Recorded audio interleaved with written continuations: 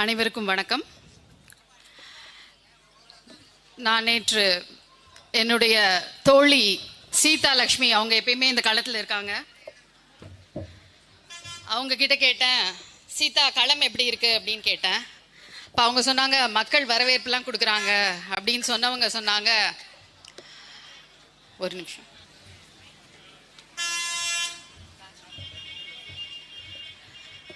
மக்கள் வரவேற்பு கொடுக்குறாங்கன்ற சீதா சொன்னாங்க. சில பகுதிகளில் போகும்போது மக்கள் எங்கேயுமே இல்லை, திமுக மந்தைகளை அடைச்சி வச்சிருக்கிற மாதிரி மக்களை அடைச்சி வச்சிருக்காங்க, அதனால சந்திக்கவே முடியல அப்படின்னாங்க. நாங்கள்லாம் பழைய திமுக. எங்கள் அப்பா 93ல் பாமகவினுடைய பொலிட்டிக்கல் அட்வைசராக இருந்தார். அப்போது நாங்கள் திராவிட முன்னேற்ற கழகம், பாட்டாளி மக்கள் கட்சி இவற்றையெல்லாம் தாண்டி அண்ணன் சீமானின் பின்னால் ஏன் நிற்கிறோம் என்றால், அண்ணன் சீமான் என்பவன் அறத்தின் மகன், அதனால நாங்கள் அண்ணன் சீமான் பின்னாலே நிற்கிறோம். அப்போ திமுக அடைச்சு வைக்கிறாங்க அப்படின்னா, அரை நூற்றாண்டுகளுக்கு மேலாக இந்த மண்ணை ஆண்டு கொண்டு இருக்கிறது திராவிட முன்னேற்ற கழகம். 40 பாராளுமன்ற உறுப்பினர்களை வச்சிருக்கு. அப்படி இருக்கக்கூடிய திமுக ஜனநாயக முறையில் ஒரு இடைத்தேர்தலை சந்திக்க முடியல. என்னுடைய மாணவன் நல்லா படிச்சிருப்பான், அவன் கேட்பான், மேடம் இந்த எக்ஸாம் போறதுக்கு எனக்கு ரொம்ப பயமா இருக்கு மேடம் அப்படின்னு சொல்லுவான். நான் சொல்லுவேன், நீ நல்லா சிறப்பா படிச்சிருக்கடா, நீ சிறப்பா தேர்வு எழுது அப்படின்னு சொல்லுவேன். மேக்சிமம் என்னடா பண்ண போற, ஃபெயில் ஆக போற, அவ்வளவுதானே, ஃபெயில் ஆனா பரவாயில்லடா, அடுத்த அட்டெம்ப்ட் எழுதிக்கலாம், நீ தைரியமா போய் எழுதுன்னு சொல்லுவேன். அது மாதிரி திராவிட முன்னேற்ற கழகத்தினுடைய வேட்பாளர் மேக்சிமம் என்னங்க ஆக போறாரு, தோக்க போறாரு. தோத்தா என்ன ஆகணும்,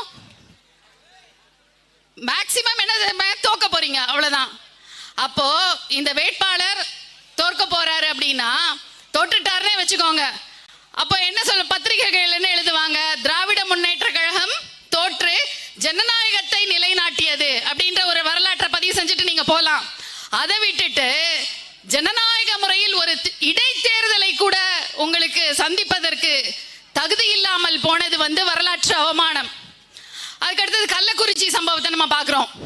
கள்ளக்குறிச்சியில 60க்கும் மேற்பட்டவங்க இறந்துட்டாங்க, நிறைய குழந்தைகள் அனாதைகள் ஆயிட்டாங்க. அப்போ பாராளுமன்றத்தினுடைய போர்க்குரல் அக்கா கனிமொழி அவர்கள் கிட்ட போய் பத்திரிகையாளர்கள் கேள்வி கேட்கிறாங்க. அப்போ ஆண்கள் எப்படி இருந்தா பரவாயில்லங்க, ஒரு பெண் என்பவள் தாய், அந்த சம்பவத்தை கேட்டாவே கண்ணுல தண்ணி வரணும், ஏன்னா பல குழந்தைகள் அனாதைகள் ஆயிட்டாங்க. ஆனா அவங்க என்ன பண்றாங்க, சிரிச்சிட்டு போறாங்க அப்படின்றது இது எந்த மாதிரியான ஒரு மனநிலை? அப்ப மைக்க குடுக்கறாங்க அப்படிங்கும் போதே ஓட போறவங்க மைக்கு வெற்றி பெற்று ஆட்சி அதிகாரத்தில் உட்கார்ந்தா என்ன பண்ணுவாங்க, இந்த நாட்டை விட்டே ஓடி விடுவார்கள். அதனால அவர்களுக்கு நீங்க பார்த்து வாக்களிங்க. அன்பு உறவுகளே, உலகத்தினுடைய மகன்களே எந்த மகன் சிறந்த மகன் அப்படின்னா முத்துவேல் கருணாநிதி ஸ்டாலின் தான் மிகச்சிறந்த மகன். ஏன்னா தங்கை அபிநயாவுக்கு தெரியும், இதயத்துல 4 அறைகள் இருக்கு, 4 சேம்பர்ஸ் இருக்கு. அந்த 4 சேம்பர்ஸ்ல ஸ்டாலினோட 4 சேம்பர்லயும் வீற்றிருப்பவர் யாருன்னா முத்துவேல் கலைஞர் அவர்கள் தான். எங்க அப்பாக்கு முத்தமிழறிஞர் திட்டத்துல எங்க அப்பா பேர் தான் இருக்கணும், பூங்கா கலைஞர் நூற்றாண்டு பூங்கா தான் இருக்கணும், போக்குவரத்து நிறுத்தம் கலைஞர் பேர்ல தான் இருக்கணும். எங்கும் கலைஞர் எதிலும் கலைஞர், எங்கும் தமிழ் எதிலும் தமிழ் போய் எங்கும் கலைஞர் எதிலும் கலைஞர். அதாவது ஸ்டாலின் அவர்களிடம் நான் ஒரு கேள்வி வைக்கிறேன், உங்க அப்பா நிறைவா வாழ்ந்துட்டு செத்து போயிட்டாரு, செத்து போன கருணாநிதி, மறைந்த கருணாநிதி, அவர் இறந்த பிறகும் இந்த மண்ணின் மக்களினுடைய உள்ளங்களிலும் எண்ணங்களிலும் வாழ வேண்டும் என்று விரும்புகிறீர்கள். எங்க பிள்ளைக்கு வளர்ற காலத்திலேயே அப்பா செத்து போயிடறாங்க இந்த டாஸ்மார்க்னால. உங்க தந்தை இறந்தும் இந்த மண்ணில் வாழ வேண்டும் என்கிறார்கள். எங்க பிள்ளைங்க தந்தையினுடைய நினைவை தக்க வைத்துக் கொள்வதற்கு கூட தந்தை உயிரோட இல்லை அப்படின்னா இந்த சாபம் உங்களுக்கு தான் வரும். அதனால கொஞ்சம் பார்த்து டாஸ்மார்க்க மூடுற வேலையை பாருங்க. அன்பு மக்களே, 4 பேர் சந்திக்கிற வீதியில ஒரு மனிதன் தாக்கப்படுவதும் வன்கொடுமை தான், 4 சுவருக்குள்ள ஒரு பெண் தாக்கப்படுறதும் வன்கொடுமை தான். பெண்கள் மீதான குடும்ப வன்கொடுமைகளுக்கும் பாலியல் வன்கொடுமைகளுக்கும் முதன்மை காரணமாக இருக்கிறது டாஸ்மார்க். இப்ப சின்ன சின்ன குழந்தைங்களை பாலியல் வன்கொடுமை பண்ணி கொன்னுடுறாங்க. அப்ப என் தங்கை சபரிமாலா ஒரு தடவை சொன்னாங்க, அக்கா துப்பாக்கி கொடுங்கள், அவனை சுட்டு விடுகிறேன். யாரு? நாம் சுட வேண்டுமானால் அதிகார மையத்தில் அமர்ந்து கொண்டு மது கொள்கை எழுகிறானே அவனின் மீது நம்மளுடைய துப்பாக்கி தோட்டாக்கள் திருப்பப்பட வேண்டும். அவனை போட்டு தள்ளா போதும். இப்போ அண்ணன் ராஜா அவர்கள் சொல்றாரு பாராளுமன்றத்துல, நான் இன்று மோடியை எதிர்த்து நான் இங்கு வந்து பேச காரணம் எனக்கு கல்வி கொடுத்த அண்ணல் அம்பேத்கர், பெரியார், கலைஞர், அண்ணா என்கிறார். நாளைக்கு கள்ளக்குறிச்சியில் இருந்தும் ஒரு மகன் போவான், அவன் சொல்லுவான், நான் அதிகார மையத்தில் இருந்த மது கொள்கையை உருவாக்கியவன நான் சுட்டு கொன்னுட்டேன், அதுக்கு காரணம் இந்த கள்ளக்குறிச்சி சம்பவம் அப்படின்னு சொல்லுவான். அவ்வளவு கேவலமா நடந்துட்டு இருக்கு இந்த ஆட்சி.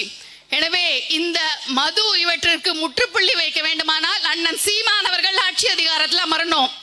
அண்ணன் செந்தமிழன் சீமான் ஆகிய நான், அண்ணன் 2009 சொல்லுவாங்க செந்தமிழன் சீமான் ஆகிய நான் அப்படின்னும் போது அந்த தலைவர் பெயரை நான் குறிப்பிடல, டேஷ் தலைவர்.